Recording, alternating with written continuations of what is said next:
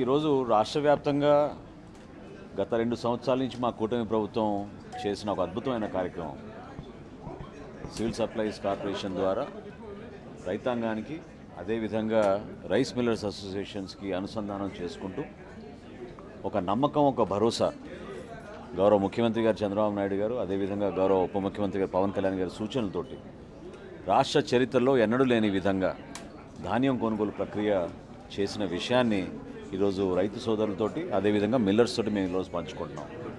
జిల్లాల వారీగా వచ్చిన అధికార యంత్రాంగం వాళ్ళు కూడా ఈ కార్యక్రమంలో క్షేత్రస్థాయిలో కష్టపడి పనిచేసిన తీరుని ఈరోజు ఈ సమావేశంలో చర్చించుకోవడమే కాకుండా వచ్చే సీజన్లో ఎల్నినో వలన ఉన్న సమస్య ఏ విధంగా వ్యవసాయ రంగం పైన దాని ప్రభావం ఉంటుంది, మొట్టమొదటిసారి భారతదేశ వ్యాప్తంగా కూడా నిన్న కేంద్ర కేబినెట్ ఒక నిర్ణయం తీసుకుని ఈ కార్యక్రమాన్ని వాళ్ళు గుర్తించి రాష్ట్ర వ్యాప్తంగానే కాదు భారతదేశంలో తీసుకెళ్దాం అనే ఆలోచనతోటి వాళ్ళు అభినందించారు. ప్రతి బస్తాకి క్యూఆర్ ట్యాగ్ ఏర్పాటు చేశాం. ట్రాక్ అండ్ ట్రేస్ ద్వారా ఎక్కడైతే రైతు కష్టపడి పండిస్తున్నారో అంతిమంగా ఏ ఫైర్ ప్రైస్ షాప్కి వెళ్తుందో ఆ బస్తా పూర్తి వివరాలు ఆ క్యూఆర్ ట్యాగ్లో ఉండేటట్టు కొత్త విధానాలతోటి మేము తీసుకొచ్చాం. అన్నిటికన్నా ముఖ్యమైన సంస్కరణ మేము తీసుకొచ్చింది వాట్సాప్ ద్వారా కూడా రైతు తాను కష్టపడి పండించిన ధాన్యాన్ని అమ్ముకునే విధంగా ఒక వెసులుబాటు కల్పించాం.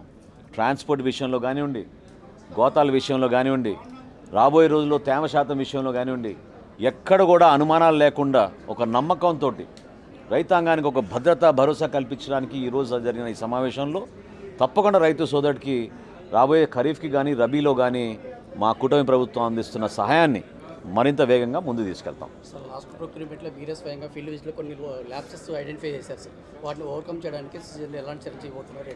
2 ప్రధానమైన సమస్యలు గుర్తించామండి. అందులో ముఖ్యంగా గన్నీస్ విషయంలో, గోతాల విషయంలో చాలా చోట్ల రైతులు ఇబ్బంది పడ్డారనే సమస్య మా దృష్టికి వచ్చింది. కమిషనర్ గారు, నేను అనేక సందర్భాల్లో కేంద్ర ప్రభుత్వంలో ఉన్న పెద్దలతో మాట్లాడాం. ఆల్రెడీ ప్రపోజల్ దారిలో ఉంది. ఈ ఖరీఫ్ కల్లా మేము కొత్త సంస్కరణలు తీసుకొచ్చి గన్నీస్ మేము రైతు సహాయ కేంద్రాల్లోనే ఏర్పాటు చేసే విధంగా ఒక నిర్ణయం తీసుకున్నాం. అది ఒక అద్భుతమైన సంస్కరణ. రెండోది ట్రాన్స్పోర్ట్ విషయంలో చాలా జాప్యం జరిగింది, జీపీఎస్ వలన కొంచెం ఇబ్బంది కలిగిందనే విషయం మేము లాస్ట్ టైం ప్యాడీ ప్రొక్యూర్మెంట్ చేస్తున్నప్పుడు మా దృష్టికి వచ్చింది.